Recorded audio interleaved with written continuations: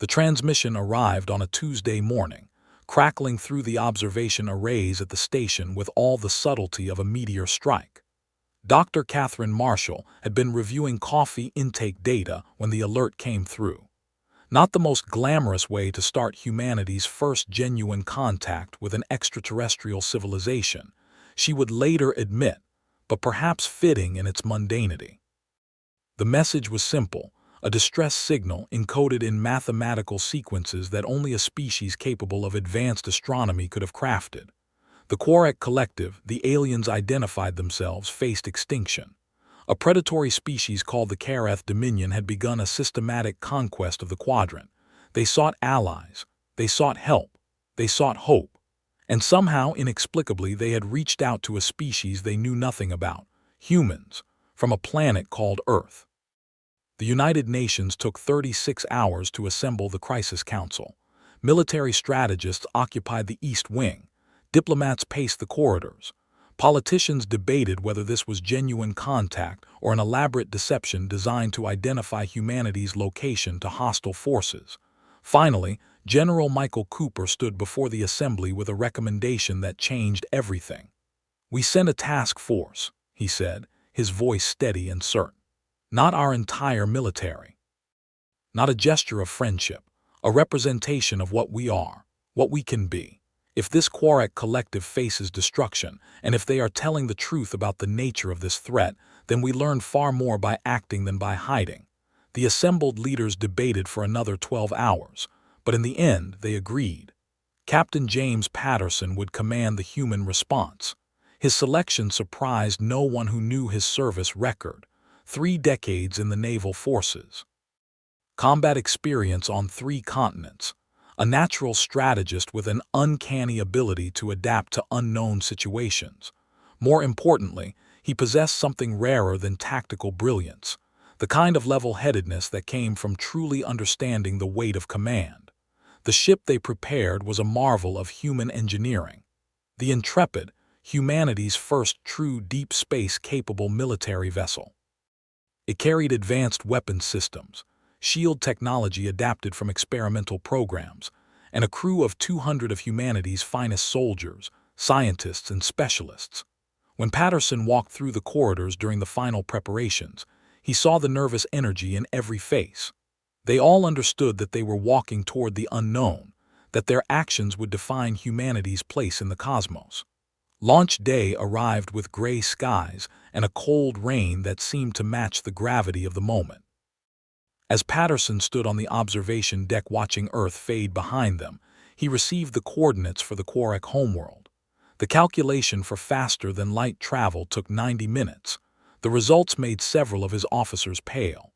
The distance was far greater than anyone had anticipated. The Quark lived in a region of space that humanity's best astronomical models had never clearly mapped. The journey consumed 3 weeks. In that time, Patterson and his team reviewed every scrap of information about the Quark, analyzed the audio characteristics of their language patterns, and prepared contingency plans for scenarios ranging from welcome to outright betrayal. Dr. Sarah Winters, the Intrepid's chief science officer, became obsessed with the Quark transmission patterns. She believed, correctly as it turned out, that their language contained encoded information about their civilization's technological level. "They're not as advanced as we thought," Dr. Winters reported during a briefing 4 days before arrival. "Their weapons technology shows signs of attrition and repair. Their energy signatures suggest rationing. I believe they are at the end of a very long conflict, and they are losing." When the Quark homeworld appeared on the long-range sensors, it shocked everyone. The planet showed signs of catastrophic damage. 3 of its 4 continents bore the scars of massive bombardment. Orbital defenses flickered intermittently, clearly damaged and struggling to maintain function. And there, circling the planet like vultures, were the warships of the Karath Dominion, 23 of them. Their sensors picked up the Intrepid the moment it dropped out of faster-than-light speed. The Karath response was immediate and aggressive. 3 destroyers broke formation and moved toward the Intrepid, their weapons charging. Patterson's response was equally swift. He opened a channel to the Quark, and activated the Intrepid's advanced camouflage systems, the same technology that had hidden human military vessels in Earth's oceans for 2 decades. The Intrepid vanished from Karath sensors in seconds, becoming invisible. The Quarak transmission came through within minutes, not in mathematical sequences this time, in language, broken but comprehensible English, learned frantically from the initial contact data. The Quarak leaders identified themselves. Chancellor Veloth was the chief of the Planetary Council. His words carried the weight of a civilization gasping its last breaths. "You came," he said. "You came to a war you did not know. I am grateful. I feared you would fear us." Patterson made his decision in the space of 2 heartbeats. "We are here," he transmitted back. "What do you need?" The next 2 hours changed humanity's role in the galactic stage. Patterson learned the true nature of the conflict. The Karath Dominion was not merely a military force. It was a predatory species that consumed the worlds it conquered, systematically extracting resources and enslaving populations. The Quarak had fought for 8 years.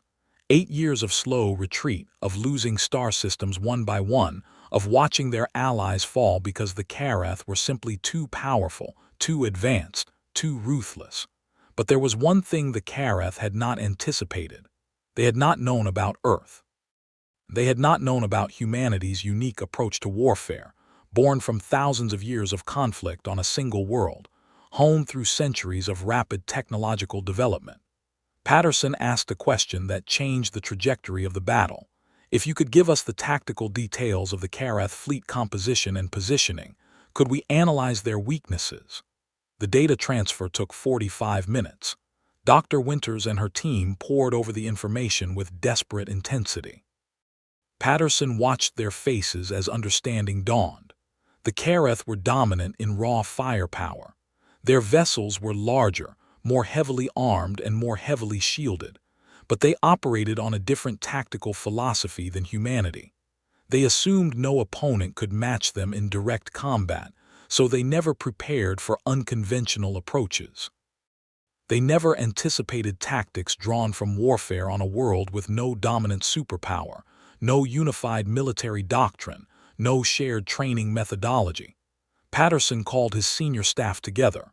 "Here is what we are going to do," he began, laying out a strategy that violated every conventional principle of space warfare. They would not engage the Karath fleet directly. They would not attempt to match firepower. Instead, they would use the Intrepid's advanced camouflage systems to target the Karath command structure. 3 destroyers had broken formation to pursue them. Patterson proposed that they let those destroyers find them. The Intrepid became visible on Karath sensors and immediately began evasive maneuvers. The 3 Karath destroyers pursued with confidence born from centuries of unchallenged dominance. Patterson led them on a chase that took his ship into the upper atmosphere of the Quarak planet, through debris fields of wrecked orbital stations, past the struggling defenses. The Karath commanders grew bold, believing they had trapped a prey species in their web. At a designated moment, the Intrepid activated electromagnetic pulse technology, not a weapon, but a tool. The EMP blast was precisely targeted and carefully controlled. It disabled the communication systems of all 3 Karath destroyers simultaneously. In an instant, those 3 ships were cut off from their fleet, blind, isolated, and facing an opponent they had completely underestimated. Patterson's next move would become legendary in human military history.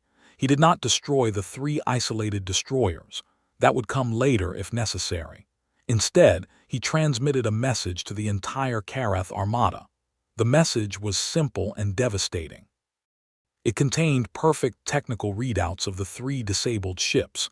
It contained the tactical locations of every Karath vessel in orbit.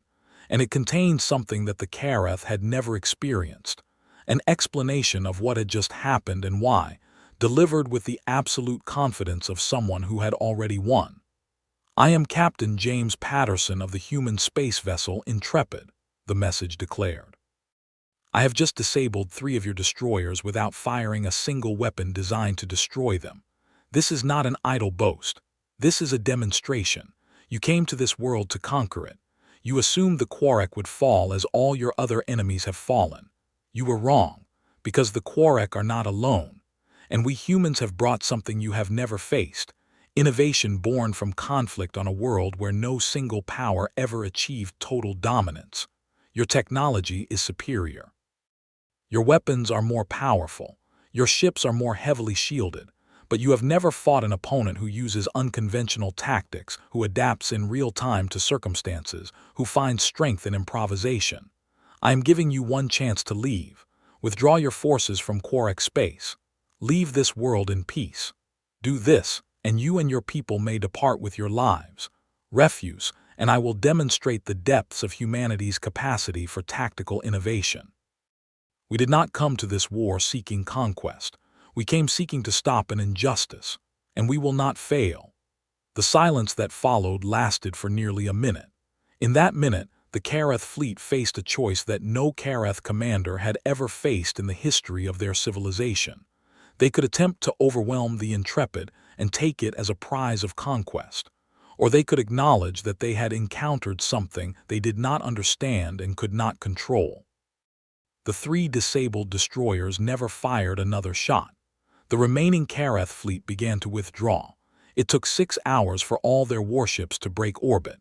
It took another 4 for them to reach the system's edge and engage their faster-than-light drives. As they disappeared into the cosmic dark, the Quark orbital stations began broadcasting signals of celebration. Chancellor Veloth personally transmitted a message to Patterson. "You saved us," the aged Quark leader said, his voice trembling with emotion. "Not with superior weapons or overwhelming force. You saved us with something far more precious, with wisdom, with courage, with the understanding that in true conflict the greatest weapon is the willingness to think differently than your enemy expects. Humanity will be remembered. Your name will be remembered. The galaxy will know what humans are capable of, and they will fear the day they choose to fight." The journey back to Earth took 3 weeks, just as the journey outward had. This time, Patterson spent much of it in communication with the newly established United Nations Space Council. The implications of what had happened were staggering. Humanity was no longer a species confined to a single world. Humanity was now a species that had intervened in galactic conflicts and won. What had been myth and legend among the stars, a species of humans capable of extraordinary adaptation and tactical brilliance, had become reality. When the Intrepid finally approached Earth, new orders were waiting. The United Nations had voted unanimously to begin construction of a proper deep space fleet. Humanity would not hide in the dark anymore. The Quark had begun sharing technology, accelerating human advancement by decades. But more importantly, they had begun sharing knowledge of the galactic community. The myths were true. There were other species. Some were peaceful, some were hostile. And now they all knew that humans existed and that humans were willing to fight for justice even when the odds seemed insurmountable. In the months that followed, 3 more civilizations reached out to Earth. One was seeking military alliance. One was seeking trade agreements. One was simply seeking to understand the species that had defeated the Karath with nothing but clever tactics and courage. Captain James Patterson stood once again on an observation deck, looking out at the stars. The Intrepid was being refitted for another mission. But this time, it would not go alone. 2 new ships were under construction. A third was already in preliminary design phases. Patterson had been offered a position as the commanding admiral of humanity's nascent space force. He had accepted. Dr. Catherine Marshall, back at the station where the first transmission had arrived, was reviewing reports of the first meetings between human scientists and Quark researchers. They had much to learn from each other. The Quark understood interstellar travel and energy generation. Humans understood something the Quark had never mastered, the art of technological and tactical improvisation under pressure. The message from the Quark Collective had arrived as a desperate plea from a species facing extinction. What had arrived in response was not merely a military force or a rescue mission. What arrived was a demonstration of something that had been myth in the cosmos for untold ages. It was the legend of humanity finally made flesh. A species that could think differently, that could find strength in unexpected places, that could look at an impossible situation and refuse to accept defeat. In the years that followed, the galaxy would come to understand what the ancients had known in the time of myths. When faced with the impossible, humans did not surrender. They adapted. They evolved. They found solutions that no other species had imagined. The signals sent out by the desperate Quark had reached across the void and touched something profound in the human spirit. And the fleet that responded carried with it not just weapons and warriors, but the essence of what made humanity remarkable: the refusal to abandon the vulnerable, the ability to innovate in the face of overwhelming odds, and the kind of courage that came from knowing that sometimes the greatest victories were won not with the biggest gun, but with the sharpest mind. The stars, after all, had been waiting a very long time for humanity to answer the call.